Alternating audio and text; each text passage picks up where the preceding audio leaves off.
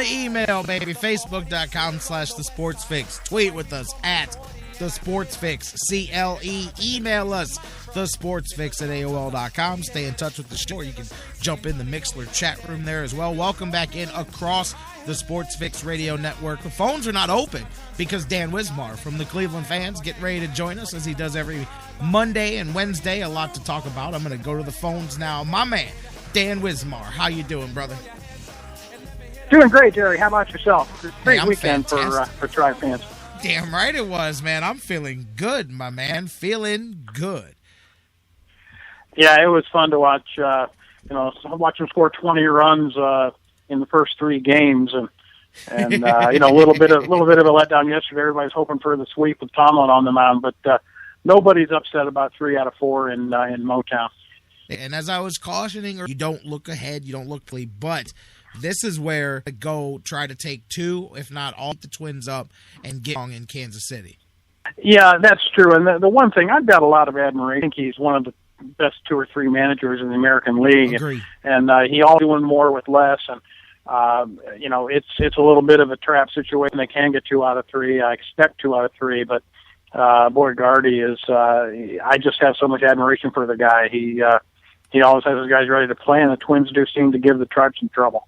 No, you're absolutely right. I mean, and that's why I said no putting the cart before the horse. You've got to take this thing one game at a time here, and it starts with TJ House, and I brought that up earlier too. What did you think too? I know it was Bruce, I believe, that brought it up on the phone, but the idea of Salazar with him being put in the rotation here in this series, I saw it more as the Indians trying to hope that he is what they thought he would be when they started this season. But Bruce earlier called in and said, "Hey, what do you think, man? Are they trotting him out there to audition him so teams can get one good look at him before the trade deadline comes around here in 10 days? What do you think about that?" My fervent hope is that is not the case. Me too. I think it really is. You don't improve your pitching staff by trading young starting pitching, promising starting pitching. Yep. We've gone down that road before in conversation. I think it's just really a matter of playing 4 games in 3 days, and needing to have some rest for your guys, and so you trot out House and Salazar against what you consider to be one of the lesser teams on your schedule, and hope that they can carry it through this time here, where you've got essentially 6 games in 5 days. And it continues on from here. You don't really have many days off. So I think it's just a matter of this rain-out situation dictating that you bring up a spot starter, and Salazar's been pitching well enough to earn one of those spots. And I'll tell you what, now's the perfect time. We looked back. I talked earlier in the show about the Detroit series. Let's look at this Minnesota series because the Indians are coming in feeling good. Not only here since the start of the second half, but in the month of July, Indians averaging over 5 runs a game, hitting .280, 22 home runs. It's the best in Major League Baseball so far in the month of July. And we've talked about Brantley, who just every time you turn around, you got a new accolade to give him. So far in July, he's hitting nearly 400. He's at like 377. Chris Dickerson's come over here. All he's done is gone, 10 for 24 with a couple of home runs. Yan Gomes is up over 300 in the month of July with 4 home runs. Indians are 11-5 this month, and they've really seemed offensively to get themselves going. Meanwhile, Minnesota on the other side here, they started, just like we're coming on a long road trip, they started a long homestand very poorly. Went 1 for 11 with runners in scoring position yesterday. They totaled only 6 runs, swept by last place Tampa Bay over the weekend. So if you're going to face Gardenhire and the Twins, now's a good time to go in there and do it. Yeah, that's true. And don't sleep on Tampa Bay either, who they were buried, dead and gone earlier. I think they're now just about 5 or 6 games under 500 and playing quite a bit better. But yeah, you're right. The timing is pretty good to be facing the Twins, and a little bit apprehensive about throwing House and Salazar at them instead of your top 4 starters, which I guess you have to consider to be Tomlin and Kluber and McAllister and who am I leaving out there? But Bauer. So you're looking at your fifth and sixth starters pitching the first two games of this series, and that gives you pause. But you've got to believe that this July spurt has been, I think it's been fueled by Kipnis and Swisher as much as anything else. Swisher hitting 275, 280 yes. or something, 80 points over his season average this month, and looks like he's finally starting to shake it off. And maybe DHing has been just best for him. Meanwhile, we've got a guy over at first base in Santana who's actually doing a pretty good impression of a major league first baseman over there lately. Great. And that has consigned Swisher to the DH role exclusively. And maybe it's a coincidence, maybe it's not, that Swisher's starting to hit the ball a little bit better. But like you said earlier, Kipnis coming out of his sort of season-long funk has been a big thing for him, and some of the other guys starting to pick it up. You're right, 11-5 in July, and you've got to like how that's playing out. And I think, and I heard Brantley talk about this, I heard that they really were at how they played, and they realized that they had not liked what they're put up in this year. And I think they were to a degree by that just to, he can be better than this, and certainly those first. Absolutely. You brought up Tomlin. I want to, because that's my guy, and I think you were with him. He came out when they finally did bring him back. I mean, at one point he was sitting at, I believe it was 5-1, and his ERA was somewhere around 3. He was doing pretty well, but I'm looking at his last 10-game log here, and I mean, you can just see each start as the ERA progressively gets better. He is 1-6 in his last 7 starts. Just truly a drop off for him, and he was so consistent. You know what I mean? I mean, kind of disappointing for me to see that. And even looking here, they've got his trends in fantasy baseball, and you can see him trending down. I mean, you can see his statistically just the way it's gone down. I mean, because he was looking so good to start off his run when he. Well, and we talked earlier in the year too that in terms of good Tomlin, bad Tomlin. In other words, he's a pitching they're just adjusting to where their throw first pitch strikes, what pitcher doesn't. But Tomlin sometimes will groove that for him in their approaches just to look for that. That he's been hurt by that a little bit, as far as I can tell. So he's a pitch-to-contact guy. He's going to give up his home runs. He's going to give up the shots like Torrey Hunter hit on him yesterday. And you just got to hope that the control is such that most of them are solo shots. But he's a guy who's always given up a lot of home runs. Right. He feels the position. He controls the running game, and he doesn't walk guys. That one win in that bad stretch was that beautiful, unbelievable gem that he threw a couple weeks ago. But yeah, there's some inconsistency with him from start to start, and that's not a new thing for Josh Tomlin. Unfortunately, he'll come out sometimes and pitch to contact means pitch to a 5-0 deficit early in the game.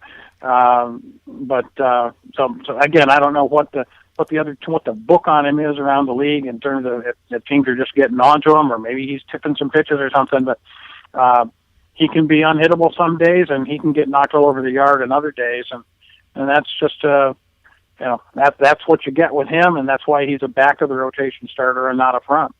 No, absolutely. I mean, I'm looking here, following his game log along, as you talked about there. In the middle of everything, you've got just 3 weeks away, or 3 weeks removed from today, the Seattle game that you mentioned there with the just brilliant performance by him. 1 hit over 9 innings, 11 strikeouts.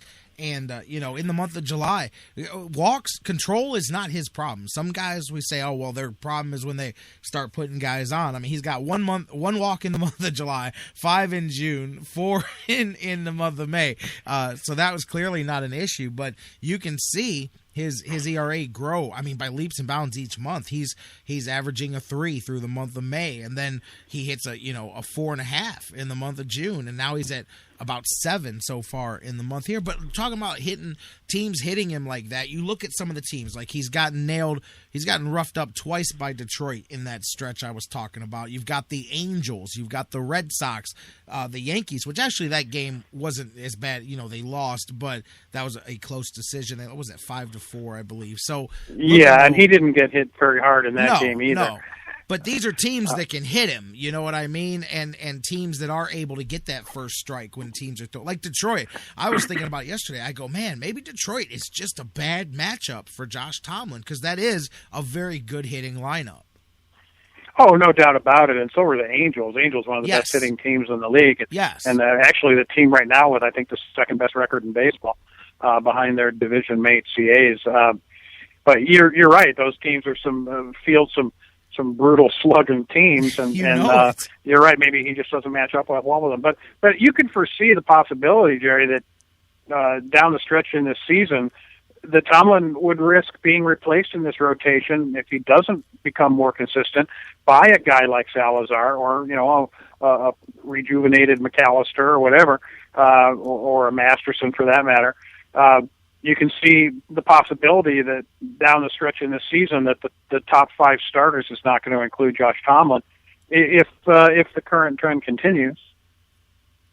Yeah, and I mean, I'll tell you what, I can see, and I mentioned this earlier, I can see a way where it may not include Justin Masterson either. I think that, the Indians are going to give guys opportunity, and as they step up and take it, if it fills the rotation, then it just fills the rotation, and they'll figure out what to do with the extra guys. You know what I mean? They have to find, at this point, they've got to find 5 guys that they can trot out there once every 5 days. Yeah, that's right, and I think everybody, feels pretty good when Kluber and Bauer and those guys, when those two at least step out on the mound. You used to have that same feeling about Masterson. I agree with you, and we talked last week about if the team's going to contend, it's going to have to be with some contribution from Masterson. He's going to now he pitched last night. I understand he gave up about 5 hits, maybe 5 or 6 hits, 2 runs in his rehab start in Columbus. I read Pluto had it in his column this morning that I don't know if that's good, bad, or indifferent, but had his rehab start yesterday, and we'll see what they do with him and how soon they integrate him back into this rotation. But he said the knee felt pretty good, I believe was the quote, and at least now we're admitting that there's a physical issue with him, and that it can't be too bad if they're rolling him out there for a rehab start in AAA. But it'll be interesting to see. But you're right. I don't think they're going anywhere with with Kluber and Bauer and 3 guys named Joe, running out there every third day. So you're going to need something out of Masterson, and it would be great if the Danny Salazar experiment continues to go well, and he's gotten something back together. Because obviously this team's got one of the best bullpens in the league, and with the hitting starting to come around, you just need to solidify that rotation. For sure. And speaking of the rotation, your boy Bauer, I had to bring it up while you're on here. He got that road monkey off of his back and continuing to show a little bit each time and out that hopefully he can just keep showing that progression. Yeah, it was great to finally get that one, and he's kind of surprisingly reserved in his comments afterwards. It seems like he's, just like how we've kind of marveled a little bit at his composure on the mound and his sort of toughness on the mound for a relatively young kid. He's the same way when the microphone's in his face in the clubhouse after the game.